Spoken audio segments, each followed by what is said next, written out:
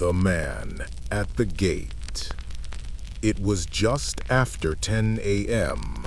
when Emily Parsons heard the knock on her apartment door. She wasn't expecting anyone.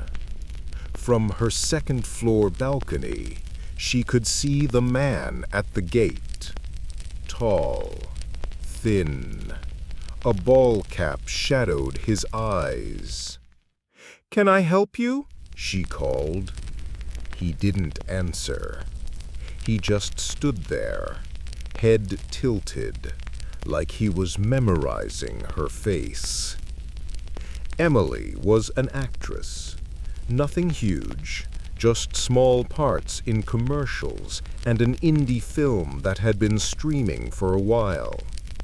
She'd been getting fan mail lately, but most of it was harmless, except for the letters from him.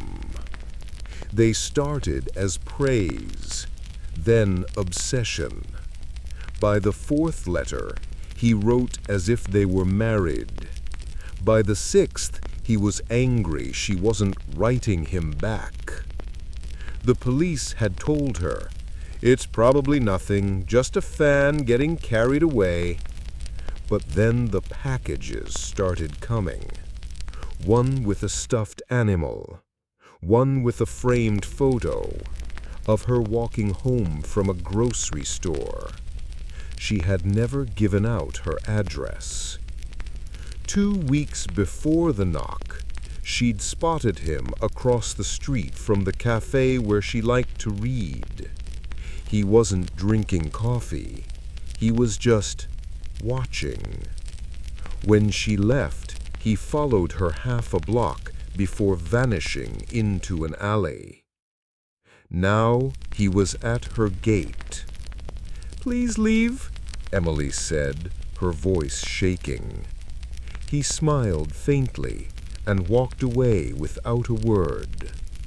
She thought that was the end of it, until the next morning when the knock came again. Only this time, it was louder. Emily's neighbor later told police she heard voices that morning. Emily saying, "You can't be here." The man saying something too low to make out. And then a single sharp sound that echoed through the courtyard. By the time anyone reached her apartment, the man was gone. Emily was on the floor, eyes wide open, a small envelope clutched in her hand. Inside was a Polaroid of the two of them, taken from outside her window while she slept. The letters from Hollow Creek. The first letter arrived 3 days after they moved in. It was handwritten in perfect looping script. To the new family of Hollow Creek. I have been watching this house for years. My father watched it before me. Now it is my turn. I will learn your names, your children's names, and I will call to them when I need them. Daniel and Emily Harper thought it was some kind of prank. They'd just bought the 2-story home at the end of Hollow Creek Lane, a quiet neighborhood with leafy sidewalks and an old-world charm. But that night, as they unpacked boxes in the living room, Daniel caught something in his peripheral vision, a shape standing perfectly still across the street. When he looked again, it was gone. The second letter came 4 days later. This one was more specific. The second-floor bedroom is perfect for the little one. I will be able to watch from the window above the elm tree. I can hear her humming already." Emily's hands shook as she read it. Only 3 people had been inside that bedroom: her, Daniel, and their 6-year-old daughter, Lily. Lily had been humming that afternoon while arranging her toys. The police were called.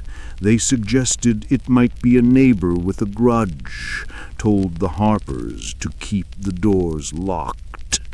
But locking the doors didn't stop the letters. The 3rd one arrived at night, slipped under the back door while they were home. It read, "Have you found the secret in the basement? My father told me it would wait for me there, just as I will wait for you." That night, Daniel went into the basement alone. The air was heavy and damp, smelling faintly of soil. In the far corner, behind a loose panel of wood, he found a small metal box. Inside were brittle photographs, families who had lived in the house decades ago. In each photo, a man stood in the background, half hidden, watching. The Harpers left Hollow Creek the next morning, moving in with relatives while police investigated. No fingerprints, no suspect, no proof of trespassing. Only the letters remained. 2 months later, Emily got an envelope in the mail with no return address. Inside was a single sheet of paper. "I told you I would wait. The house misses you, and so do I." The woman in the yellow raincoat. It started with the feeling that someone was walking behind her. Claire worked late nights at a downtown bookstore. Every evening, she took the same route home. 4 blocks, then a short walk to her apartment above a coffee shop. It was always quiet, until she saw her. The first time Claire caught a glimpse in a store window's reflection, a woman in a bright yellow raincoat walking several paces back, head down, face hidden by the hood. Claire turned a corner quickly, hoping to lose her. When she glanced back, she was gone. 2 nights later, it happened again. Same yellow raincoat, same slow, deliberate pace. Claire stopped in front of her building, pretending to search her bag. The woman didn't pass her. When Claire finally looked up, the sidewalk was empty. Weeks passed. Rain or shine, the woman appeared, always staying just far enough back to avoid being clearly seen. Claire told friends, but they laughed it off as coincidence. Until one Friday, she came home to find an envelope taped to her door. Inside was a single Polaroid photograph. It showed Claire asleep in her own bed. She went straight to the police. They checked her apartment. No sign of forced entry. They advised her to change her locks, which she did. But the next morning, another envelope was there. No photo this time, just a note. Locks won't keep me out. Claire stayed with a friend for 2 weeks. When she finally returned home, there was no sign of the yellow raincoat. Until she checked her mailbox. Inside was a damp piece of fabric, a torn scrap of yellow raincoat, still warm from the rain. The man in the feed. She first saw him in the corner of her security camera feed. Her phone buzzed at 2:13 a.m. with a motion alert from her new home surveillance app. Half asleep, she tapped it open, expecting a raccoon, maybe a neighbor's cat. Instead, she saw a man, standing perfectly still in her driveway, looking directly into the camera. 2 weeks earlier, she'd moved into her first solo apartment, a renovated townhouse on the edge of the city. As a precaution, she'd installed 4 Wi-Fi cameras inside and outside the house. The app let her check the feeds from anywhere, anytime. She liked the feeling of safety. Until that night. The next morning, she checked the saved footage. It was gone. Every clip from the past 48 hours deleted.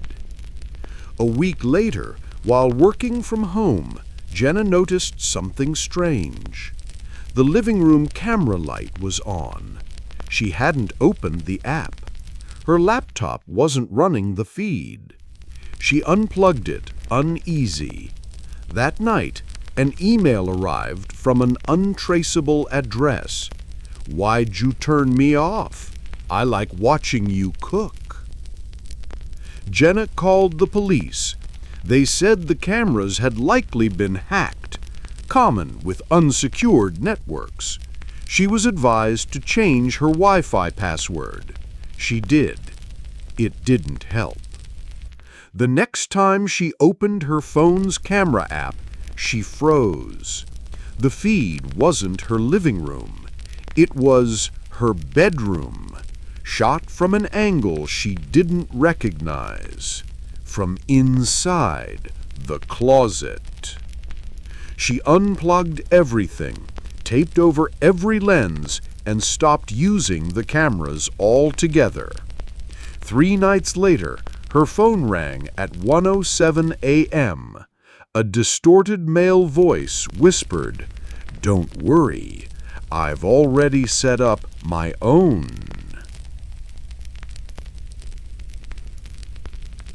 The man in the parking lot.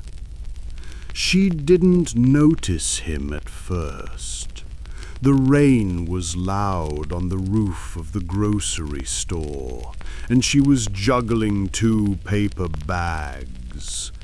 It was only when the automatic doors slid shut behind her that she saw him, leaning against a car in the far corner of the parking lot. He wasn't shopping. He wasn't leaving. He was watching.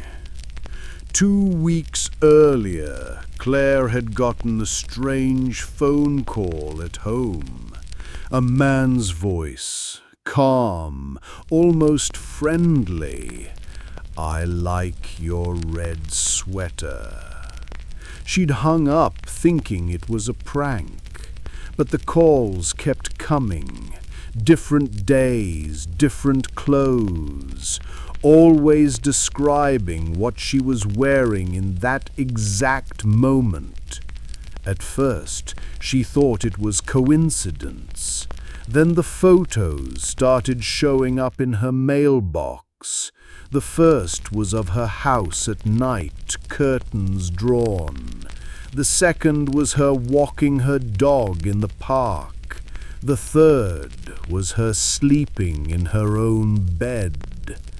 Now, standing in the rain with bags in her hands, she could feel his eyes on her from across the lot. She hurried to her car, fumbling with the keys. He started walking toward her. "Need help?" he called, his voice almost mocking. She didn't answer, just dove inside, slammed the lock, and started the engine. In the rearview mirror, he was smiling. That night, she called the police. They came, they took a report, but there wasn't much they could do without proof of a crime. She barely slept, every sound outside making her heart race. The next morning, she found something taped to her front door. It was a note, handwritten in block letters. "You shouldn't lock the bathroom window." She hadn't told anyone about the bathroom window. She hadn't even noticed it was unlocked. The police began surveillance, setting up a hidden camera in her backyard. For 3 nights, nothing happened. On the 4th night, at 3:17 a.m., they caught him. He didn't break in. He didn't even knock. He just stood in the shadows, staring up at her window for 23 minutes, not moving, not speaking, until something seemed to spook him and he vanished into the dark. Claire moved within the week, but she still gets phone calls from unlisted numbers. Sometimes she answers, sometimes she doesn't. Either way, the man on the other end always says the same thing: "I found you again."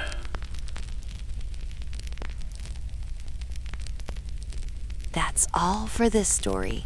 I hope this helped calm your racing mind and put you in a sleepy mood. Sweet dreams. See you next time.